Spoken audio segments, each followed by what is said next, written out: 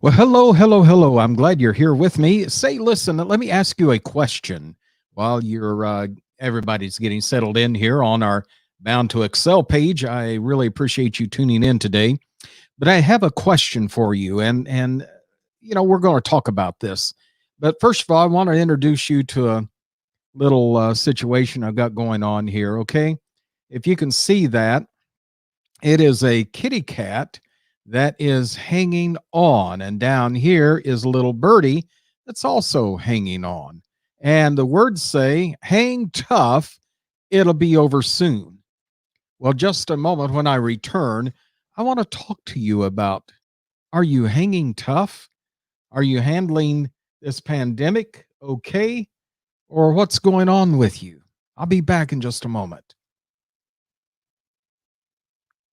Thanks for listening to Faith Points Radio, FPRN. From Faith Points Radio Network, we welcome you to Bound to Excel with Dr. Michael Lane.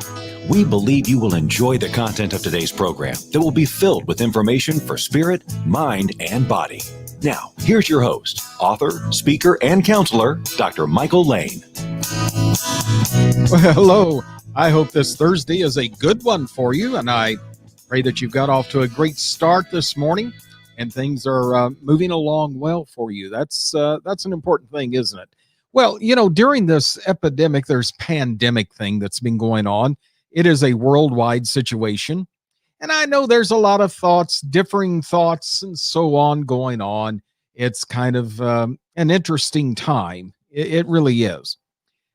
We also have available to us, unlike in previous pandemics, the live streaming, the social media pages, and you can hear anything and everything in the world. Everyone has an opinion, right? Sure. And that's what freedom's all about. Have your own opinion, whether right, wrong, or indifferent. But today, I want to just stress something to you. And I know this is a difficult time. I get that. I've lost a couple of people that I have known over the years, and it's very difficult. Now, did they have underlying health issues? Well, sure they did. But I think that the COVID-19 just hits on people with those kind of situations that are going on in their lives. And so it is a difficult time, and it's very tough on our bodies. We're so organic, and organic stuff happens to us. So today, though, I want to discuss with you for just a moment about the importance of hanging in there. Hang tough, as the sign tells our little kitty cat here. Hang tough, it'll be over soon. And I just want to implore you to hang tough. That's an important thing. Hang tough. We live in a kind of world that we often give up way too soon, and it's so difficult putting out effort, isn't it? We don't like this idea of having to put out so much effort and having to really work at doing well. But hey, you get what you put into it, and I want you to really remember that is that if you don't put anything into your own well-being, you got consequences, and that's not a very pleasant thing. So today, I want us to think about how we're dealing with what we're having to deal with. And that is this pandemic thing going on. It's a health issue. The flu is the season is upon us. And, there are those who have thoughts about getting a shot, and those who don't want to get it and refuse to get shots, and those that are right there all the time. And so, it's a choice, and I get this, okay? And so I think it's important for us to understand that through it all, God really does help us get through life. But, the great thing is that how about us? How are we doing with our mindset? How are we doing with what we're thinking? How are we handling things? I want to tell you something that, to pray, and I think most of us probably have said a prayer or two once or twice in our lives, and but we can pray all day long. We can ask God all day long for something, but the prayer, and someone asked, well, why is it that my prayers are not being heard? Well, first of all, have you thought about it in your mind? Prayer really begins in our thinking processes. Are we thinking? Are we thinking about what we want as we go to the Lord in prayer? Have we thought it through what we are going to ask for? I mean, you gotta hang tough. Are we spending time in thinking it through? And what does that mean? Well, that means that, folks, you can pray all day long, but until your mind is set and you have convinced yourself that you need this particular thing in your life, it's an empty prayer. So prayer really begins with a couple of things. First of all, affirmation, and then visualization. Affirmation in that, okay, this is what I truly need, and I feel good about this particular need. This is what needs to happen. And then visualization, you have taken a picture of what it is you need, and you can see what that need is. Now, let me give you an example from my own life. I don't tell anyone anything or to do anything unless I have been there and done it myself. And here's the thing that I want you to know. Several years ago, as a teenager even, I could see myself on stage playing music. I've got a family member that's a member of the Grand Ole Opry, big into music, country music, and so he's kind of been my music idol, from the days I was a teenager, and I've always listened to him. And I had always wanted to be able to be a good musician. I play piano, I play the organ, I play the guitar, I play pedal steel guitar. And, I enjoy all of those instruments very much.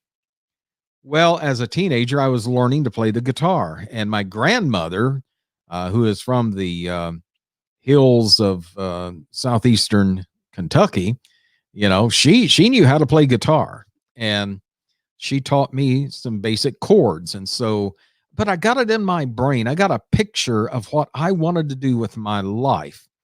Of course, one of those was being involved in ministry. I was called. I wanted to do that, and I had that picture going on. The next picture I had going on was that of being able to play for someone someday on stage that had made it in the music industry, in particular the country music field, and then also in the gospel music field. Well, I played guitar as pedal steel guitar for Bobby Helms one night. Did 2 shows with him and Bobby Helms, Jingle Bell Rock and You Are My Special Angel, and I was thrilled. I actually got to do that. And then at some point I was called upon in my radio career. I was called upon to MC a music show one night, and found out it was going to be Dion. Remember Dion and the Belmonts, Run Around Sue? One of the songs that he did, and big hit. And he's still going today. Dion is still busy, still out there. But I had the opportunity to meet Dion and to be an MC for his show that night. It was a fun time. I had visualized all that in my head. And I said, Lord, I really desire to be able to do these things, to be able to know that I have done something in my life that encourages my heart. And that's what I did. And the other thing that I wanted to do was, as a kid, I was so moved by our local police department. They were just good guys that I would see out on the street in downtown Springfield, Ohio. And I conversed with them, and they were just good people. And I grew up wanting to become a police officer, and I did that. And so I spent a number of years in law enforcement. And what a fantastic time. Oh, getting back to music, in the gospel music field, I was able to play the piano one night for the Blackwood Brothers. And that was a fun time. I enjoyed that. And so I was kind of the guest pianist, and it was a fun time. So what I'm telling you is that you visualize it up here. You get the whole idea in your head, what you need and what you desire. And do you know what happens? It comes to pass. And so you need to be able to pray successfully. And in order to pray successfully, you need to do those two things. You need to affirm and have an affirmation of what you're wanting, and then a visualization. See it. Now, our poor kitty cat, he doesn't really see what it says here, but maybe he'll hang tough and maybe it'll be over soon. Who knows? And the birdie, well, I think the birdie's going to be okay. The birdie can just fly away. Now, kitty cat can't do that, right? But where are you at today? Are you out on a limb somewhere? Are you finding yourself struggling? You see a goal, you see what you want, but boy, you're stuck over here. The goal is over here. How you going to do it? You keep hanging tough. Understand your circumstance. Understand that you don't have the same privilege as the birdie has, just to fly away and get away from the predator. But you know, some of you have predators in your lives, and you're not doing a very good job of getting away. So I want you to think about that. But hang tough, because through this pandemic and through all of the other stuff going on, it's going to be over soon, and it'll be fine. So I want you to realize that today. I want you to form a picture in your mind of what you're wanting. What do you desire? What is the thing that's going to thrill you the most? And that is an important thing. Now, if you have lack in your life and you know what the lack is, visualize it. I saw a really cool episode of Leave It to Beaver. I love Leave It to Beaver. Jerry Mathers and I are about the same age, and I grew up loving The Beaver. Just a great show, because it reminds me so much of my childhood in many ways. But one of the things that he realized was that doing a poem in their classroom was about trees, and he who plants a tree, is there for his neighborhood and for others. He plants a tree that others who are coming up have not even seen that tree as a little sapling. They just see a grown tree. And so it's a great poem. But one of the things that Beaver was concerned about was the fact that his dad had given him a tree a couple of years earlier, and they had planted it. But they sold the house. They're living in a new house now, but the tree didn't come with them. They didn't even think about uprooting the tree and bringing a tree over. And so this is in Beaver's mind. It's stuck in his mind. That is mine. So he asks his mom, he asks her, says, hey, if I had $1 million in the bank and the bank gets sold to another bank, does that $1 million of mine go with the bank? She says, well, no, it stays where it is, because that is yours. Well, that's the thing we have to remember. Whatever's in there is ours. And the interesting thing about that whole show was that Beaver and his little buddy went over to that house where they used to live and dug up that tree and took it back to their new house, and they were getting ready to plant it when their dad found out about it, because the guy that bought their house called and complained about, hey, somebody came and took out a tree. Well, in Beaver's mind, that was his. He had formed a picture. That was his. What is it that you have in your spirit today, in your mind, in your thinking processes, even in your affirmation that belongs to you, but you have not taken possession of it yet? Is it a job? Is it some other goals? What is it? I want you to think about that today. And as we get ready to sign off here, I want you to know that you can live better. You can hang tough because we live in a tough time. But as one once said, tough times never last, but tough people do.